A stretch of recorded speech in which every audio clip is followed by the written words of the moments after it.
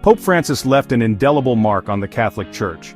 His papacy, marked by humility and a focus on the poor, brought a breath of fresh air to the Vatican. Significantly, Francis appointed a majority of the cardinals who will elect his successor. These cardinals, chosen for their alignment with his vision, are considered more progressive than their predecessors.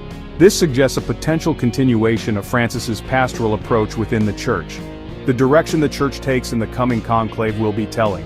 It will reveal the lasting impact of Pope Francis and the future direction of the Catholic Church. The College of Cardinals, responsible for electing the Pope, has undergone a transformation under Francis. He deliberately appointed cardinals from regions outside of Europe. These appointments reflect the global nature of the Catholic Church in the 21st century. Many of these new cardinals hail from developing nations. Their presence brings new perspectives and priorities to the Vatican. The upcoming papal election holds immense significance. It is an opportunity for the Church to reaffirm its commitment to Francis's vision. A pope who shares his priorities could further his emphasis on social justice and mercy. Additionally, a continuation of Francis's approach could lead to further reforms within the Vatican. These reforms could address issues of transparency and accountability. The world watches with anticipation as the cardinals prepare to convene. The legacy of Pope Francis hangs in the balance, poised to shape the future of the Catholic Church for years to come. A demographic shift is underway within the Catholic Church. The heart of this change lies in Africa, a continent experiencing remarkable growth in its Catholic population. This growth stands in stark contrast to the declining numbers in Europe, the traditional center of Catholicism. The implications of this shift are significant, raising questions about the future leadership of the Church. Africa is now home to a substantial and vibrant Catholic community. This growth is fueled by a number of factors, including high birth rates and a growing embrace of Christianity. The African Church is young and dynamic, characterized by its energy and enthusiasm. This vibrancy stands in contrast to the aging populations and declining church attendance in many Western nations. This demographic shift has sparked debate about the possibility of an African pope. Proponents of this idea argue that it's time for the papacy to reflect the changing face of the Church. They believe that an African pope would bring a fresh perspective and a deep understanding of the challenges facing the developing world. However, others caution against viewing the papacy through a purely geographical lens. The rise of African Catholicism is a testament to the faith's enduring appeal. It is a reminder that the Church is a global family, united by a shared belief in Jesus Christ. The challenge for the Church will be to harness this global diversity, ensuring that all voices are heard and respected. The future of the Church hinges on its ability to embrace this challenge and adapt to the changing times. The possibility of an African pope has become a topic of considerable debate within the Catholic Church. The arguments for and against such a historic event are complex and multifaceted, reflecting the diverse perspectives within the Church. This debate underscores the significance of the papacy and its role in shaping the direction of the Catholic faith.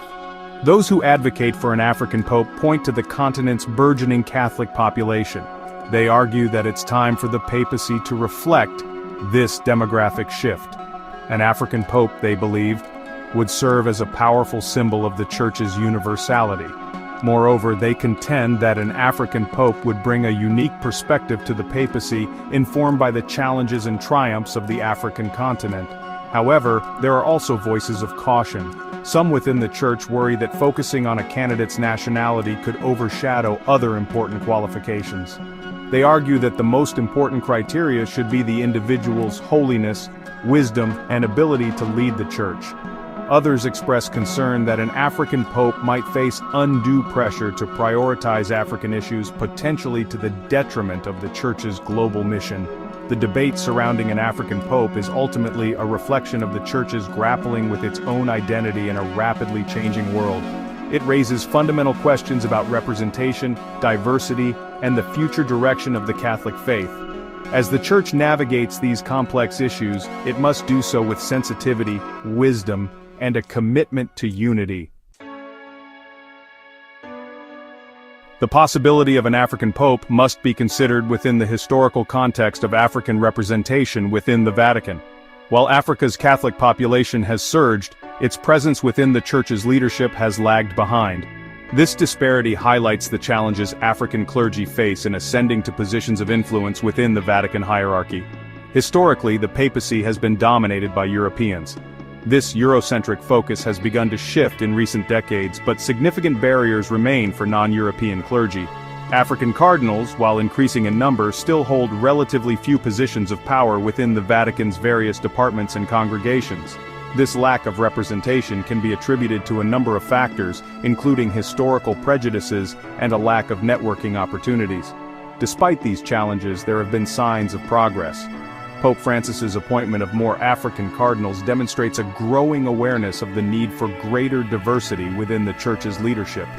Furthermore, there is a growing recognition within the Vatican of the unique contributions that African perspectives can bring to theological discussions and pastoral care. Overcoming these historical barriers will require a concerted effort on the part of both the Vatican and the African Church. Mentorship programs, increased opportunities for theological training, and a conscious effort to dismantle systemic biases are all crucial steps toward creating a more inclusive and representative church.